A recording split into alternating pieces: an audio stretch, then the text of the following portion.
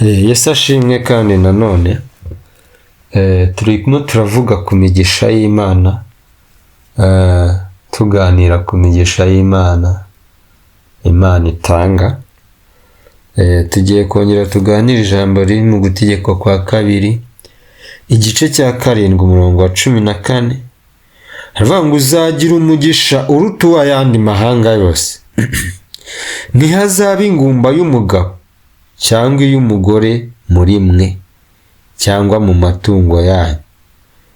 Uwiteka azagukuraho indwara zose, ntazaguteza n'imwe muri za ndwara mbi z'abanyegiputuzi, ahubwo azaziteza abakwanga bose.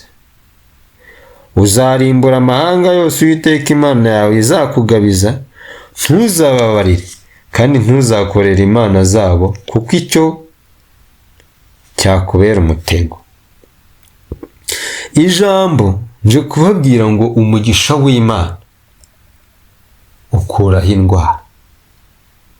Ijambo riravuze ngo uzagira umugisha uruta uw'ayandi mahanga yose. Ariko Mana we, wambabariye ugashobora gukiranuka, ugashyira imbaraga mu gukiranukira Imana. Ijambo riravuze ngo uzagira umugisha uruta uw'ayandi mahanga yose. Uzagira umugisha uruta uw'abandi mukora business zimwe, uzagira umugisha uruta uw'abo mwiganye, uzagira umugisha.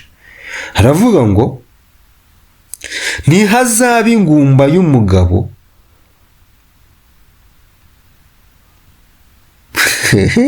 ngo ntihazaba ingumba y'umugabo cyangwa iy'umugore muri mwe. Ndagira ngo mubwire ngo iyo utunze umugisha ukagera ku rwego Imana ivuga ngo nguhaye umugisha uruta uw'ayandi mahanga, irirahira ikavuga n'irindi jambo. Uko ugenda ubana n'Imana igenda igira ibintu ikora. Yabwiye Abisirayeli ngo ntihazaba ingumba y'umugabo muri mwe cyangwa iy'umugore. Yesu ashimwe. Ubwire ko umugisha w'Imana dukurwaho indwara z'ibyorezo, tugakurwaho indwara za karande, tugakurwaho indwara zikomeye. Iravuga ngo muzororoka ku rwego rw'uko nta ngumba izigera iba muri mwebwe. Aravuga ngo cyangwa mu matungo yanyu. Ni ukuvuga ngo Imana igukiza ubugumba mu izina rya Yesu. Haravuga ngo ntabwo hazaba umugabo w'ingumba, ntabwo hazaba umugore w'ingumba, ngo n'amatungo yanyu ntabwo azaba ingumba. Ibi bivuze iki? Bivuze ko muzororoka mukabyara, n'imitungo yanyu n'ubutunzi bwanyu ntibube ingumba. Hari igihe ugira business ikaba ingumba, ntikaba ingumba, ntigira aho iva, ntigira aho igera, ikaba ingumba. Ugahinga bikaba ingumba, ntibyere, ibintu bikanga, amatungo akanga, ukarumba. N'umuntu nawe ubwo ararumba, akabibira ngo uriya ngo yabaye ikirumba. Ariko Imana ivuze ngo iki? Iravuze ngo ntawe uzaba ingumba, ngo n'amatungo ntazaba ingumba. Bivuze ko na business zizunguka, bivuze ko naho uzashora bizakunda, bivuze ko n'amashuri wize yari yarakubereye ingumba. Uwagize ubugomba mu mashuri ntacyo byakumariye, ariko ijambo ry'Imana iyo rivuze n'ibyo wize bigomba kukugirira akamaro mu izina rya Yesu. Warashoye biranze, ibintu biranze, Imana iravuze ngo nibyunguke mu izina rya Yesu. Ndagira ngo utegeke, ni wowe uzi ibintu byabaye ingumba. Iyo ikintu ari ingumba ntago kibyara, ntago cyunguka, uko kiri nuko kiguma kugeza gipfuye. Nawe rero wari ufite business itagira, yarishigajeho hati gapfa, ariko yizurisha ijambo ry'Imana. Amashuri yawe ntacyo yakumariye, umuryango wawe n'ubwo ufite wo kubereye nk'ingumba ntacyo kumariye. Mbese hari ibintu byabaye nk'ingumba mu maso yawe bitagira ikibikomokaho. Ariko uyu munsi bizuke mu izina rya Yesu. Haravuze ngo Uwiteka azagukuraho indwara zose, ntazaguteza n'imwe muri za ndwara mbi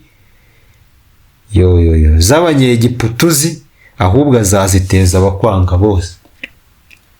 Yewe, ijambo ry'Imana riravuze ngo Uwiteka azagukuraho indwara zose, ntazaguteza n'imwe muri za ndwara mbi. Ndagira ngo nkubwire ko mu mugisha w'Imana harimo gukira indwara, harimo gukingirwa indwara, harimo kurindwa uburwayi mu izina rya Yesu. Bigenda biza hakaza ibyorezo nk'izo ngo za mabaga, ngo za covid, za hwatandi ibintu byinshi bitandukanye, ariko ndagira ngo mpagaze mu butware bw'ijambo ry'Imana, ndagira ngo nkwatureho ko nubana n'Imana no mu burinzi Imana iguhaye, haleluya, mu minsi yose ushigaje, harimo no gukira indwara. Uretse no gukira indwara, ukanarindwa indwara mu izina rya Yesu. Ziriya ndwara mbi ubona mbi, Imana iravuze ngo ntazazirwara, ngo ahubwo abanzi banyu nibo bazazirwara. Haleluya. Ndagira nanone kandi ubu tugiye gusengana, ndagira ubwire ko mu kubana n'Imana ikaguha umugisha, ugira umugisha uruta ayandi mahanga, ibintu byawe bikunguka, ibintu byari byarabaye ingumba, uyu munsi turakoresha itegeko ry'Imana bibyare mu izina rya Yesu.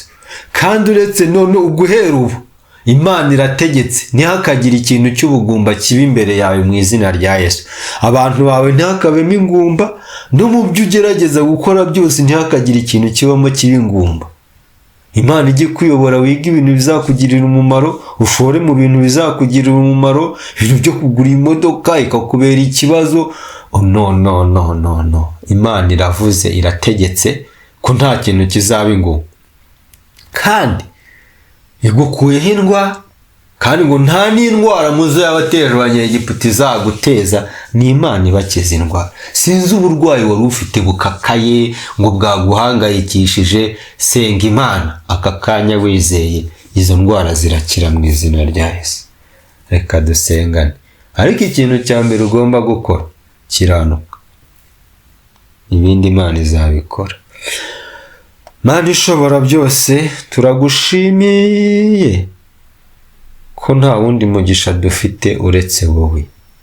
Iyo tugutunze, uretse kuduha ubugingo, amaraso yawe yivanga n'ayacu, DNA zawe zikivanga n'izacu, ukadukiza indwara, ukadukiza ubugumba, kandi uravuze ngo uduhaye n'umugisha nk'uko n'ibyacu byose bitazaba ingumba. Urakoze ko utanze kororoka kwacu ndetse n'uko ibyacu, mu izina rya Yesu urakoze.